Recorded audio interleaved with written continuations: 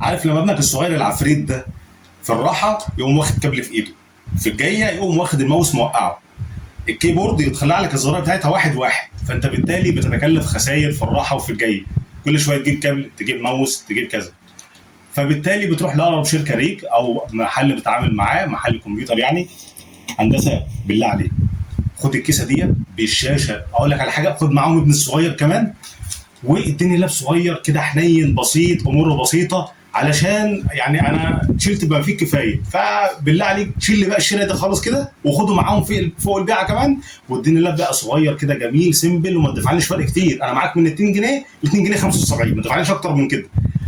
فبالتالي ده اختيار مناسب، ده حل كويس جدا للمعادله. اللاب السيمنز ده الجماعه الالمان تفوقوا جدا جدا جدا في انتاجه، وبالتالي كمان سعره جميل جدا، انت بتاخد لاب بسعر بسيط جدا، وفرق بسيط خالص عن الكمبيوتر بتاعك، الكيسه والشاشه والكابلات والهيصه دي كلها. طيب مواصفاته ايه بقى اللاب ده؟ اللاب ده مواصفاته كور اي 5 من الجيل الخامس، ورامات 8 جيجا بي سي 3 ال، وهارد 256 اس اس دي.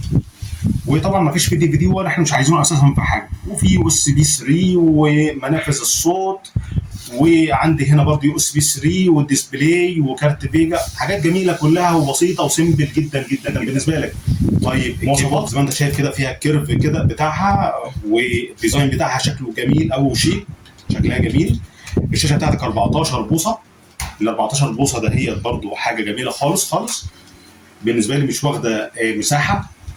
طيب ابعاده ايه بقى اللاب ده؟ ابعاده 33 سم في 23 سم، والسمك بتاعه 2 سم، يعني حاجه سيمبل بسيطه جدا جدا جدا، تاخده معاك في الشنطه وانت ماشي كده.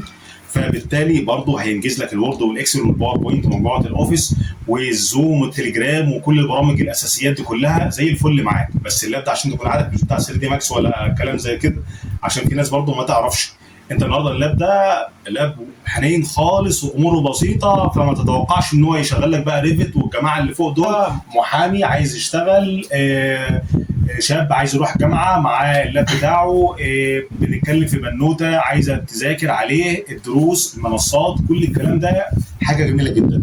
تشتري اللاب ده امتى وما تشتروش امتى؟ تشتريه لو انت عايز لاب بسيط وسيمبل وجميل وينجز لك كل حاجتك بسرعه، وما يهنكش معاك واموره تمام، ولو حبيت تحدث بعد كده تحدث زي الفل جميل معاك.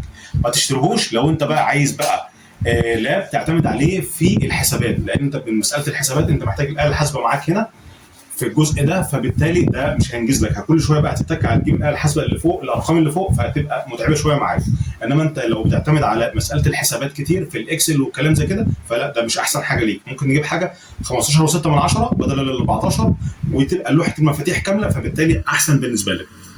طيب كمان ايه برضو حاجه مش كويسه في اللاب ده، الجماعه الالمان ما بيحبوش الصوت العالي، عايزين الهدوء وعايزين البساطه، فبالتالي عامل لك سماعات بسيطه جدا، صوتها حلو مفيش فيها مشكله، بس صوتها مش عالي، على عكس ديل واتش بي. ديل واتش بي اهتموا جدا جدا جدا بمساله الصوت والسماعات، وعامل لك سماعات جميله جدا. ولكن الجماعه الالمان دول قال لك يا باشا ما ماليش في الصوت العالي والهيصه والمولد ده، لا جميل اهو تسمع منه انت والمحيطين بس في الغرفه بس. فاللاب ده جميل جدا زي ما انت شايف، وسعره بسيط، وانت بتاخد مني حاجتين، القدس الكمبيوتر تاخد مني فرزه ممتازه جدا وسعر مناسب جدا جدا. تشرفنا في القدس الكمبيوتر مشان الطريق العام مقابل حلوان الفيروز، تختار اللاب اللي يناسبك، لو ده مش مناسب معاك تختار اللاب اللي يناسبك، ومتاح معانا الشحن لاي محافظه. شكرا لكم.